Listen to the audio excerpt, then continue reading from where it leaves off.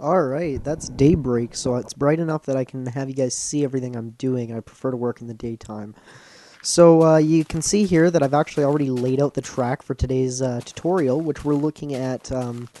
What we're looking at doing is using a single T intersection, crossing it 3 times, and the first time going straight across, the second time turning away, the third time turning home to return to the basic. Wow, I just had an animal invasion in my area. That is so not cool at all.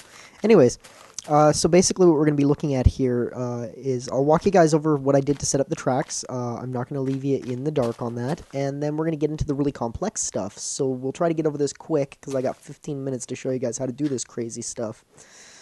So the first thing you do is just build your launching bay. I would actually recommend doing this last, sorry. The first thing you're going to want to do is build the opposite of your launching bay, which seems ironic and stupid, but it makes sense. I'll explain in a moment. You'll notice that I'm using 3 long boosters this time instead of 5 long. You can technically use 2 long, but I did do a lot of testing last night, and 3 long seems to be the most efficient and the most space conservative. The 2 longs sometimes have issues, and I experienced a lot of frame rate issues when I was testing recording with the 2 long. The 3 long work perfectly, however, so everything should be good. So if you want to use 3 long, if you want to use 2 long, go nuts, do whatever you'd like to do. I really don't care. I prefer to use 3 long specifically because I can drop my button in the middle of the booster track, which is going to be important later on. Now, what I was talking about, we do this part first, and basically what you got to do is just build your corner. So build down here, turn left, and build over here. Now, what you're going to want to note is where your starting track is coming from, because mine is coming over here. I want the button to be over here. So there's going to be 2 buttons in the system. There's going to be a reset button and a swap button.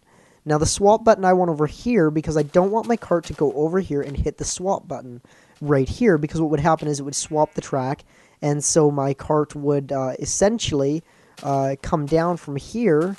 It would go straight across, come up here, come down from here, and then go straight back and reset the track.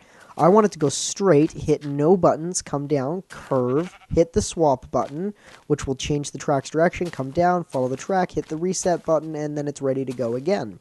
So that's what I actually want to happen, and we're going to go over how we do that. So just note, and so obviously if you had done your starter over here, and it was coming in this way, you would obviously want it to go straight across, not hit a button, and hit the swap button over here.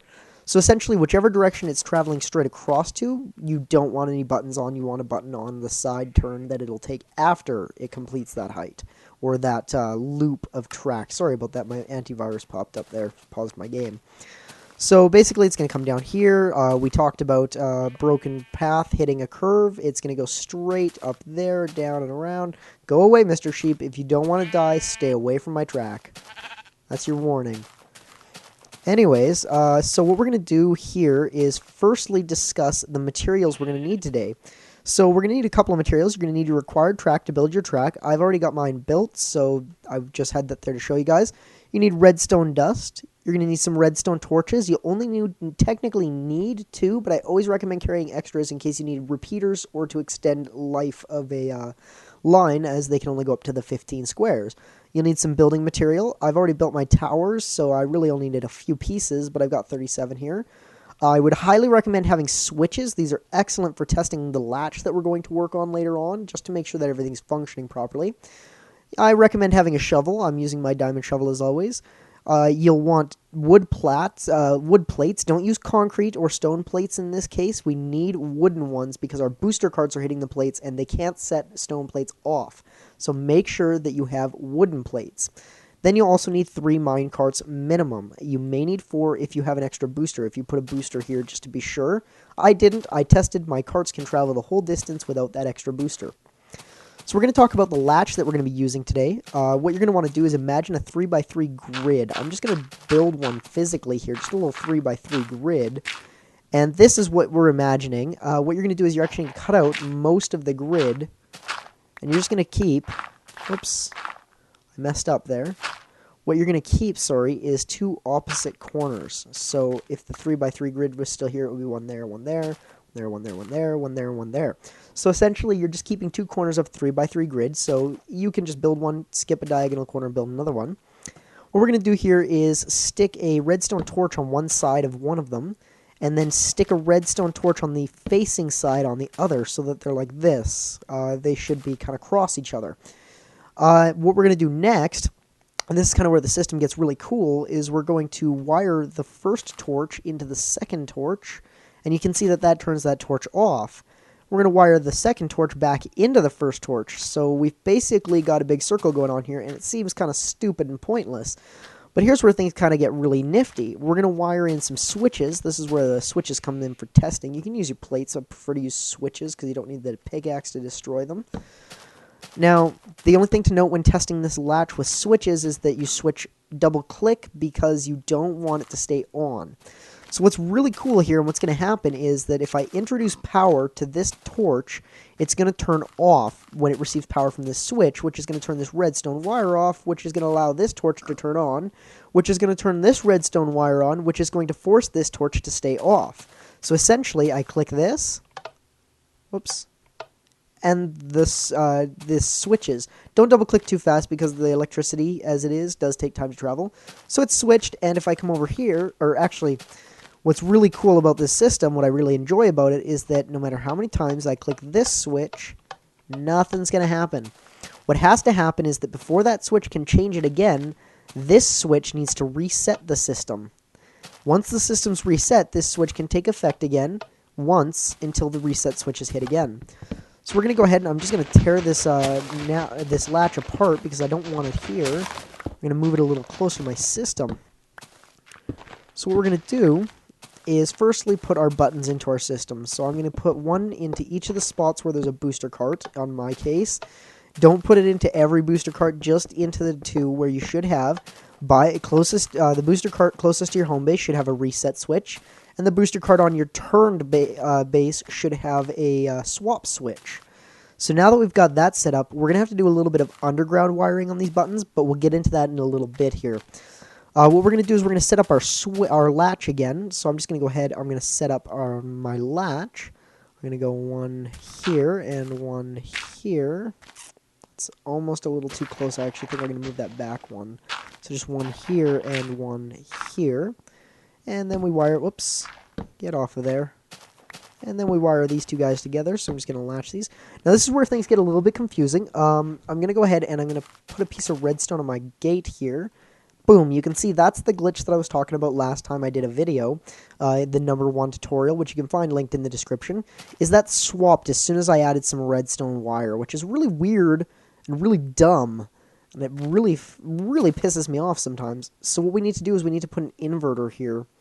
Now, again, I'm going to actually need to move this back one, because it's just a little bit too close still. You need a lot of space just to kind of work with. Especially now that I'm having to add an inverter, I need even more space. So what's going to happen here is I actually have an option of putting an inverter in. But what I'm going to do is put an inverter in right here.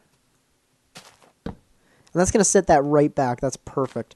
So what I want to happen is that this inverter is going to be receiving no power. I want it to be receiving no power at the start so that it sets power out. If it's receiving power right off the bat, it'll stop sending power and the track will switch the wrong way.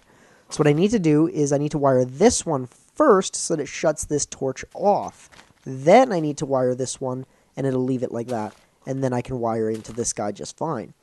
Now, what's going to happen is I'll build my switches again just for testing purposes. I'm going to go ahead and put one there, wire those guys in.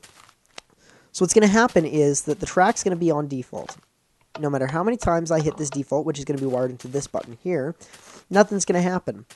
What's going to happen is once I go up and around and I hit that switch over there, bam, all of a sudden the track's going to swap because it changed this to on, so it changed this torch off, this one came on, which sent power, which turned this one off, which stopped sending power to the track and made it switch. And so now that that one's on, I'll now come down this hill, this hill, when I come back down, the corner is now a turn home. When I come down here, this booster cart will hit this button again, which will be the equivalent of this switch again, which sets it back to default. It's really quite simple. That's really all there is to it. We're just going to wire them into the buttons now, essentially. It's pretty simple. It's pretty cool. What we got to do here, though, and this is where things get to be a bit of a pain in the butt, is we have to do underground wiring for these buttons. The reason is that we have an open hole and wiring like this. The cart will about 5-6% of the time get pushed into that little cubby and won't boost you properly either way, and we don't want that. We want the player to get boosted properly 100% of the time. So we need that piece of dirt there to stop that. So what we got to do is actually tunnel down, and you can see this is the piece of dirt that the button is on. Dig out the piece of dirt directly below that, and we're going to go like that. And what we're going to do is just staircase up from here. What that means is just build, leave one spot the same level, and then build up from there. And so what we're going to do is wire down like this. And what actually happens, I'm just going to, actually I don't even need to worry about breaking this circuit. What happens is that even though it's down a level, the button still affects it. And that's done so that you can do underground wiring. We can cover most of this up pretty effectively, but you can see I put this piece here, and now the switch doesn't work. You can't cut corners off like that because it will snap circuits. You need to have that corner open. So that's basically all we did that for, was just to get that little piece of dirt back to block that off. So what we're going to do here is the same thing on this side. We're just going to tunnel under, one down, even, and one under. We're going to dig that piece out. Then we're going to start staircasing right behind here. And I'm actually going to staircase off to the side here, just like that. And what we're going to do is wire that up. Boom, boom, boom. Just like that. It's going to come up here. And I'll put in a piece of dirt to block that. Now what we need to do here is we need to go over this track. So I'm just actually going to build a little tunnel-like structure. And you're going to want to make sure that this is at least too high. So this is too low because players will hit this and be injured on their cart ride, and you don't want that. We don't want people getting hurt on their cart ride. And this one needs to wire into the back of this switch over here. Now what I got to do is make sure that this is less than 15 squares because redstone wire can only travel 15 squares uninterrupted. So we've got 1, 2, 3, 4, 5, 6... 7, 8, 9, 10, 11, 12, 13, 14, 15. That's perfect. I'm just going to test, make sure that I don't need a repeater there to extend it. Boom. You see that? Oh, we can see there that that didn't work. So if I throw down a piece of redstone wire there just to press that button, go away, pig. You can see that it's just one short because this is actually 16. I forgot to count the one that was already there. So just what we need to do is we're going to have to put in a double repeater here. Or, sorry, a double inverter. So we're just going to invert this one. And then we're going to put one more inverter in here, just like this. So you can see the signal is being pressed because that redstone is weighing the button down. And so this one shuts it off, and this one shuts it right back on so that it's the correct signal when it hits here. If I didn't do it twice, it would be the incorrect signal. It would have the opposite result of what I wanted the button to do. So I'm going to reset the switch here just by stepping on the main plate. You can see the plate is, or the track is facing the correct standard direction. I press this, and the track switches. I press this, and the track switches back. So technically, we're done. We can go ahead and place in our carts. So I'm going to go ahead and place in my first cart, my booster cart 1, and that's my reset booster cart. And then this is my swap booster cart, and I'm going to go ahead and plant that. And then I'm going to go plant my big cart, and we're going to cross our fingers and hope I did everything right. And I hope I wasn't too fast for you guys. I was really trying to kind of explain it best I could, while at the same time allowing me to have the time to get it into that 15 minutes. So let's give it a push. Woo! That switch didn't do anything like it should have. And we come down here, and that switch should reverse the track. Perfect. That's sending me home. Resets the track, and beautiful. It's ready to go again. So let's go ahead and do that ride one more time, because it's just such an awesome ride. I got to jump down and get the cart. It's such an amazing ride. We might as well go again. Woo! Best roller coaster ever developed, purely. It is so obvious. So that's how you would use the same intersection to accomplish 3 different tracks merged together. It's a very cool way of doing it. I like it, and it just adds kind of an aesthetic, if you will, to the roller coaster. It lets you take 2 different paths and kind of extend the ride of the roller coaster without being too repetitive in the area you're in. So I'm going to be looking at some other cool stuff in a new tutorial later on, hopefully right quick here. Hope you guys enjoyed. Hope you learned lots, and I hope you guys are successful in repeating this if you desire to. Have a good day, everybody, and have fun in Minecraft.